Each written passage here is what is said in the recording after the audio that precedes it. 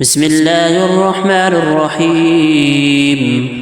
يا أيها المدثر قم فأنذر وربك فكبر وثيابك فطهر والرجز فاهجر ولا تمنن تستكثر ولربك فاصبر فإذا نقر في الناقور فذلك يومئذ يوم عسير على الكافرين غير يسير. ذرني ومن خلقت وحيدا وجعلت له مالا ممدودا وبنين شهودا ومهدت له تمهيدا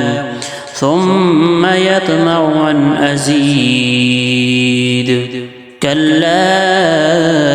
إنه كان لآياتنا عنيدا سأرهقه صعودا إنه فكر وقدر فقتل كيف قدر ثم قتل كيف قدر ثم نظر ثم عبس وبصر ثم أدبر واستكبر فقال إن هذا إلا سحر يؤثر إن هذا إلا قول البشر سأصليه سقر وما أدراك ما سقر لا تبقي ولا تذر لواحة للبشر عليها 19 وما جعلنا أصحاب النار إلا ملائكة وما جعلنا عدتهم إلا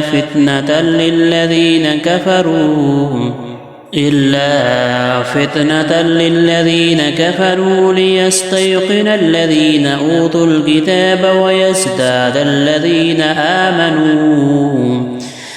ويزداد الذين آمنوا إيمانا ولا يرتاب الذين أوتوا الكتاب والمؤمنون وليقول الذين في قلوبهم مرض والكافرون ماذا أراد الله بهذا مثلا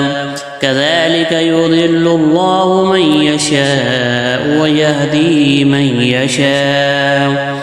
وما يعلم جنود ربك إلا هو وما هي إلا ذكرى للبشر كلا والقمر والليل إذا أدبر والصبح إذا أسفر إنها لإحدى الكبر نذيرا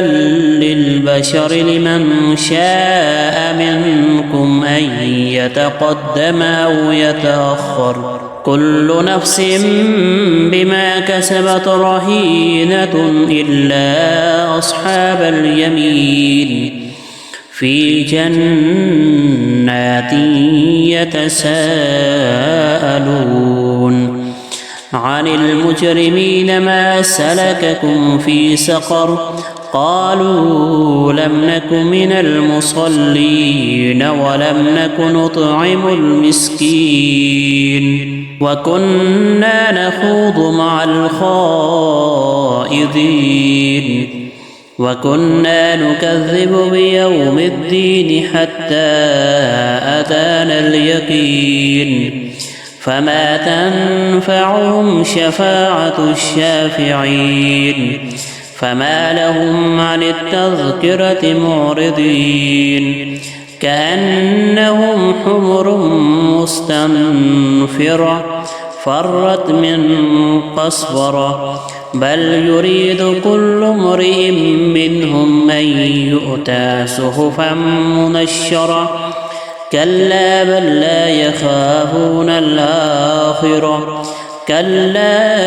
إنه تذكرة فمن شاء ذكره وما يذكرون إلا